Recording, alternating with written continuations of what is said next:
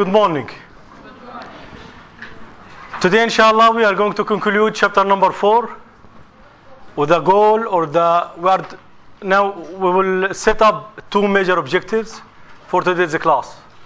Number 1, we are going to talk about the 6 types of the intelligences which should be required or acquired by an sales agency. Objective number 2, we are going to talk about the issue of the trust. In other words, how can a salesperson acquire or gain the trust of the customers? So these are the 2 major points which we are going to review and cover in today's class. Let's begin by talking about the first objective. Now, all the time remember, if you would like to talk about accountant or account intelligence, this title is reminding us with a very simple fact. The fact is saying all the sales agencies and the salespersons, they must acquire this intelligence. What's the meaning of this? In other words, we should collect information and data according to 6 perspectives or according to 6 types of intelligence. Number 1, market intelligence. When we are talking about market intelligence, we are talking about 3 major points. Number 1, what are the major demanded product?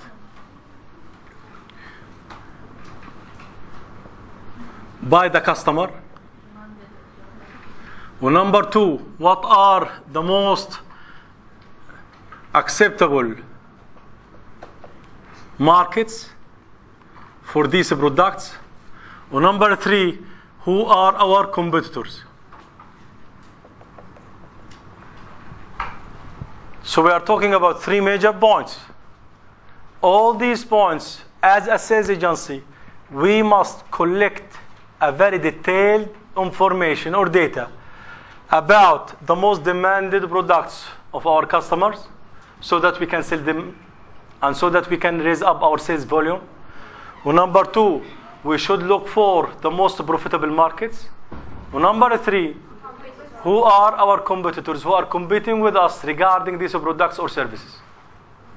If you are going, as a sales agency, if you are going to collect enough information or data about these 3 items, this means your sales agency is acquiring or is gaining something called market intelligence.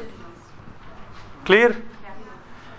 Now, let's talk about the second type of the intelligence, and we call it financial intelligence.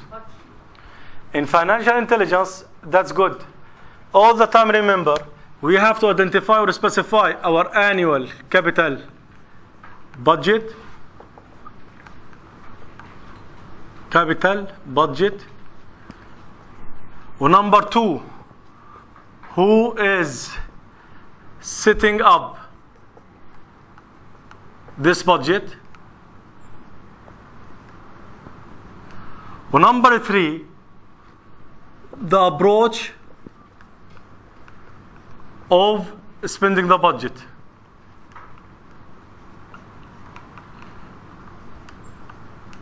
Every year.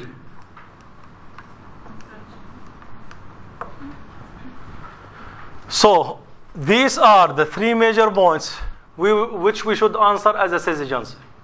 So, let's sum up. So, as a sales agency, we have to clarify what is our annual capital budget. What are its own items? What we are covering? What are items which we are targeting? Also, we have to look at the personnel who are working with us and they are responsible for setting up and fixing this annual capital budget. Are they professional? Are they expert? Are they qualified? Do they have experiences in setting up capital budgets? All these information should be answered by us. And the final thing, we should look at the expenditures items of this capital budget. In other words, which are the most vital and valuable items which we should focus on. Priorities of expenditure should be fixed. All these things should be set up clearly. So these 3 major points, if we are able to collect information about them in a very detailed way and in a very smart way, this means our sales agency will possess something called financial intelligence. But if you do not know what is the meaning of the annual capital budget, if you do not have experts in your personnel team who can prepare a very good, well-planned annual budget, and if you do not know what are the priorities of the expenditures. This means we are suffering or lacking too much of information or data about something called financial intelligence. Clear? Any question or comments about this? Now let's go to the third type of the intelligence, where we are talking about something called organizational intelligence. Look at here. Regarding the organizational intelligence, we are talking about something which is very simple. Number one, we have to set up or fix or identify what is the relationship or relationships among the departments of our company or of our sales agency. Number two, we should talk about something called what are our major objectives. Exactly. So, if you are going to collect enough information and detailed data about what are the relationships which are connected or linking one department with another within our organization, this is going to be apart from something called organizational intelligence.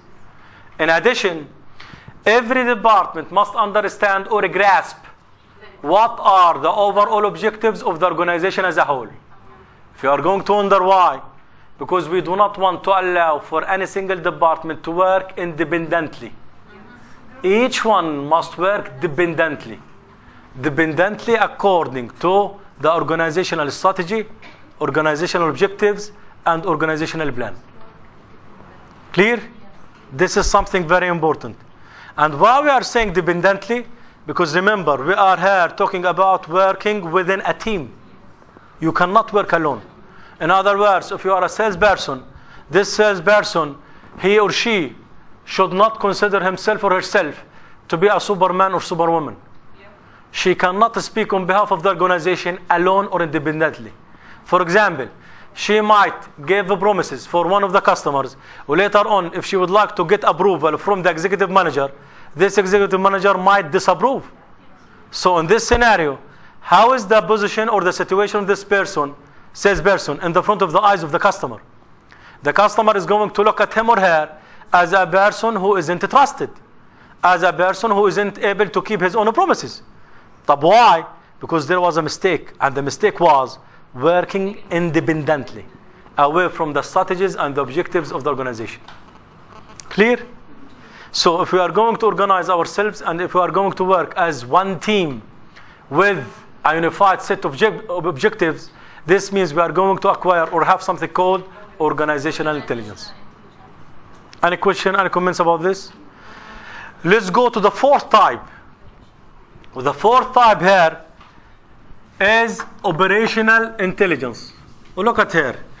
First of all, we would like to define what is the meaning of the word operational. Operational, it means measurable. It means measurable. And if you are going to open your dictionary, you are going to find a meaning which is called إجراء. The word operational, its Arabic translation is إجراء.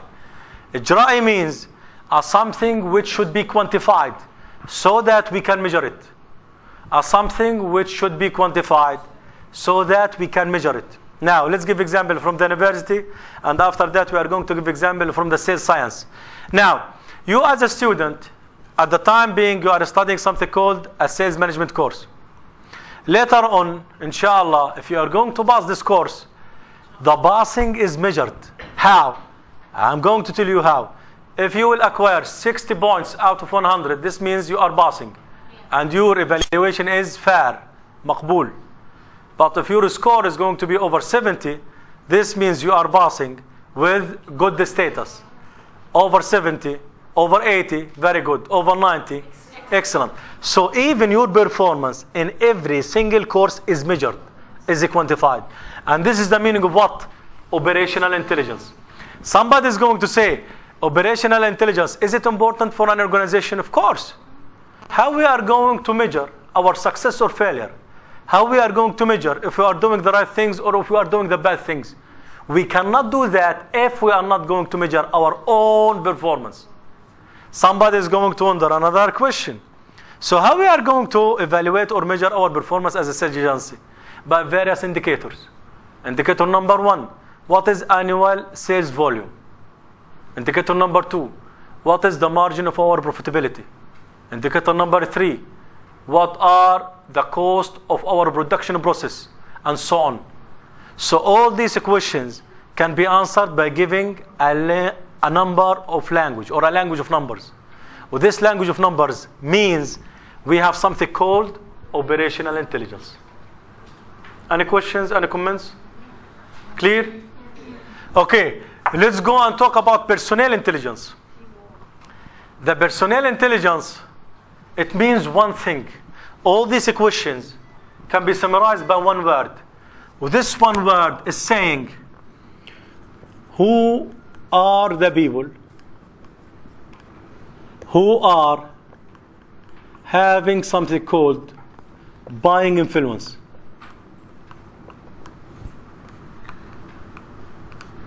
Okay? Well, if you are going to say, what is the meaning of this? This means a salesperson, whenever he or she is going to deal with customers, or these customers, as we mentioned before, they might be organizations. We have to understand this customer, or this organization customer, who are the people who are having the most influential role in the buying decision. If you are going to understand and identify them clearly, this means we should create something called relationship with them. Well, everything here can be summarized by one word, which is called networking. So if the salesperson is going to create a very strict networking process with the persons who are having influence on the buying decision, by this way you are going to convince these customer organizations to come and to buy your products or services. But if you are not going to create something called a good networking with this target group of organizations, these organizations are not going to deal with you, and they are not going to be encouraged to buy from you. Therefore, to create a good networking with targeted customers, this means we are having something called personnel intelligence. If you are not going to create healthy relationship or healthy networking with customer organizations, this means we are lacking as a sales agency or as a sales company, this something which is called personnel intelligence. So, personnel intelligence matters or not matters?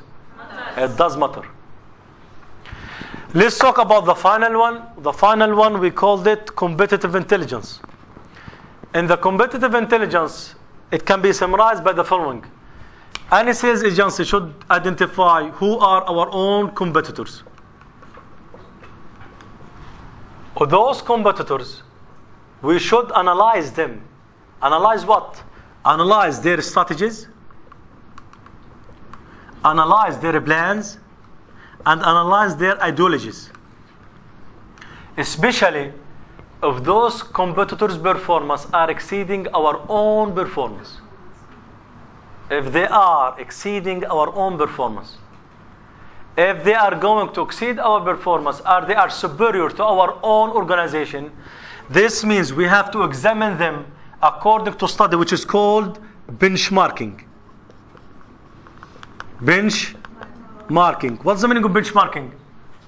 Benchmarking means study a typical case.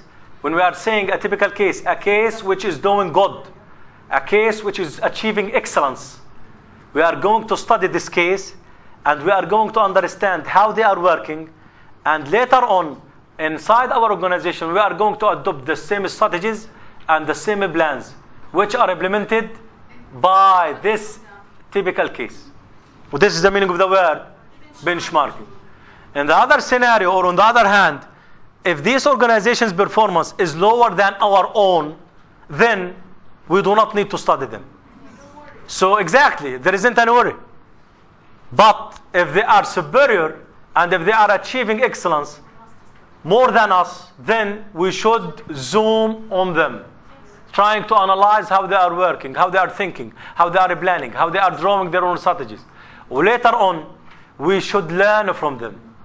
This process, we called it in English benchmarking.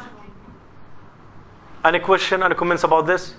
So if you are going to do so, This means your organization is having or possessing something called competitive intelligence. Any question, any comments about this? Clear? Okay, let's go on to the second part. With this second part, look at the title, and I'm going to ask you a question. The title of this slide is reminding us with one of the types of the intelligences which we have reviewed before a while. What is it? No. Operational. Exactly. Operational intelligence. Because in operational intelligence, we are trying to quantify our own performance. We are trying to measure it. So how we are going to measure our performance? We can measure it through various tools. Here is a list of 6 or 7 tools by which we can measure our performance as a sales or as a business organization. Beginning from number of sales calls per year. Number, so it is quantifiable. Yeah. Number 2, advance notice on the price changes. How many days? It is quantifiable. Number 3, average lead time for customer. Time, quantifiable. Acceptable delay for customer products, days, quantifiable, and so on. So these are various tools by which we can measure our own performance. So this is reminding us, or it is linked with operational intelligence. Okay? Now, let's go to the second objective of today's class. The second objective, as we said, we are going to talk about trust. When trust is something very important, very essential. It is going, or it is achieving one big goal. What is it? If you will gain the trust of the customer, you will ensure his or her cooperation. You will ensure him or her or his cooperation. Therefore, research has established that the trust facilitates cooperation. So a recent experiment demonstrated that when a seller was expected to be more trustworthy, there was also a higher level of buyer-seller cooperation. With the meaning of the word cooperation, it means increase of sales volume or increase of sales volume. This is the meaning of the word cooperation. Now, once a salesperson has signed a customer trust, the role of the salesperson changes. كمان مرة. If you are going to gain the trust of this customer, your role as a salesperson will change as well. How? You are going to shift from focusing on a product rather than to focus on service. Somebody is going to say, what is the reason behind this shift? Simply because the customer will no longer interested in asking you any questions or raising any inquiries about the product. He is trusting you, and he isn't going to raise too many questions about the product. All the concerns and the questions in the mind of the customer now will focus or cover on the items of service. Clear? Now, let's ask another question. So what are the benefits which a salesperson can collect or can gain after he is going to ensure this trust in the eyes and the hearts of the customers? Benefit number 1, customer will be more cooperative. Benefit number 2, customer will become more receptive to suggestions. When we are saying receptive, the customer is ready to listen to you. Benefit number 3, customer will allow more time for sales presentation. He is ready to listen to you with open mind and with open hearts. Benefit number 4, the customer will allow you access to other people, senior people inside the organization, even if you as a salesperson will request meeting the chief of executive. He will help you to reach or access this chief of executive. Why? Because the customer is trusting you. Benefit number 5, which is the last one, the customer will inform the salesperson about the future buying needs of his organization. The future buying needs. So he's going to prepare us for giving or planning future transactions, future sales transactions. So all these 5 benefits, they can be ensured if we are able to gain the trust of the customer. Any question, any comments about this? Okay. Now, the bigger question which we should ask or focus on, so how we can gain the trust of the customers? We can gain the trust of the customers by trying to achieve 5 things or 5 traits. 5 traits. What's the meaning of traits? Characteristics. Characteristics. These characteristics should be available in your persona. Should be available in your persona as a salesperson. Number one, you must be likable. In other words, if the customer is going to meet you, he will enjoy meeting and spending time with you. How? By your nice words, by your nice language, and by your facial expressions. So enjoyment, if the customers are enjoying the time whenever they are going to meet you, this means you have the trait which is called likable. Everybody likes you. Trait number two, competent, which means you are a qualified salesperson. You are knowing your business. You are understanding what you are talking about. So if you are competent, this is going to be the second trait which will increase the percentage of the trust between you as a salesperson and the customer or the buyer. Trait number three, dependable. The word dependable here is reminding us with what we said before. Exactly, teamwork. A salesperson should not forget himself or herself. The salesperson is a member within a team which is called a sales agency organization. Therefore, anything which you are going to utter, any promise which you are going to make for the customer, it should be laid on acceptable framework approved by the senior management of the organization. So by this way, you are a dependable member within the team of the organization. This trait is going to increase the trust which you can gain or get from the customer.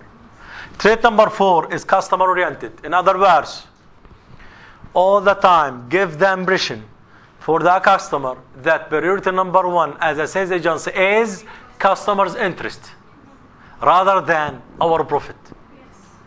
So priority number one all the time should focus on buyer's interest rather than company's profit or sales company profit. Sales company profit, you will get it, but be patient.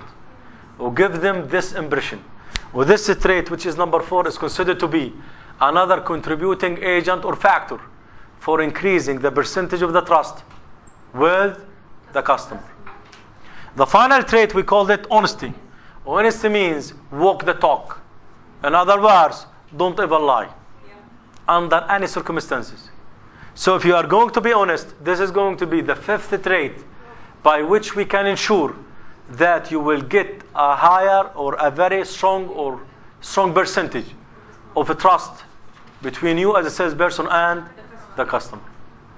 So remember, these are the 5 strong traits or characteristics which should be available in the persona or the character of a salesperson to gain trust. Any question, any comments about this?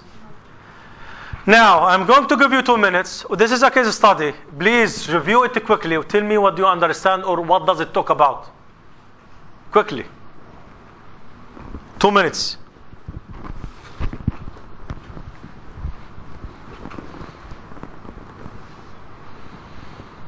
Well, this case study is reminding us with the previous case study, which was talking about Rogers. Exactly.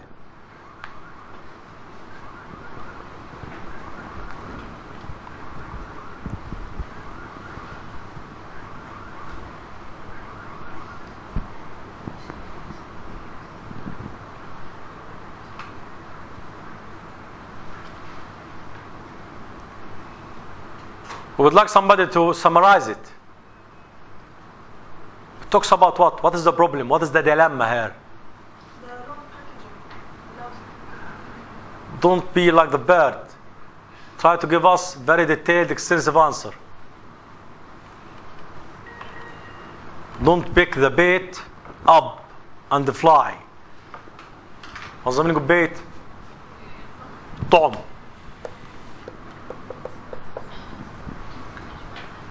Go on. It talks about what? Haneen? Jacob is a salesperson that he cannot approve Jacobs is a salesperson who or she is a female. Go on. Go on. There is a breakage of $5,500 that he cannot approve. The customer didn't say that this is from him, but Jacob says that he is confident that She is.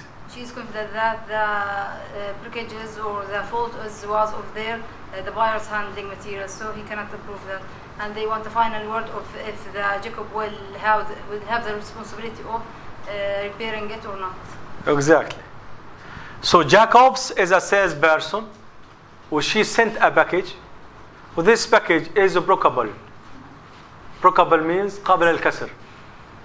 When it was received by the customer was complaining, saying, well, some of the items or the equipments got broken down. The cost of this breakage is about $5,500.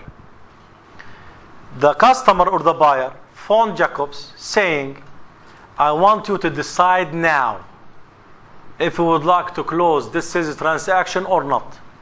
We would like to split this cost between you as a sales agency and me as a customer. Jacobs was under pressure. She decided to agree on the deal.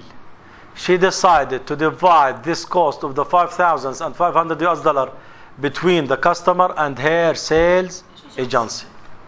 So the question which we should ask, do you agree or support the reasoning of Jacob? Well, the word reasoning means logic. Well, number two, if you were the sales manager of Jacob, are you going to criticize or are you going to approve her position?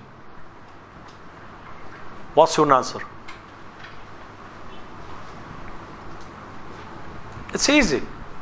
Go on, Sam.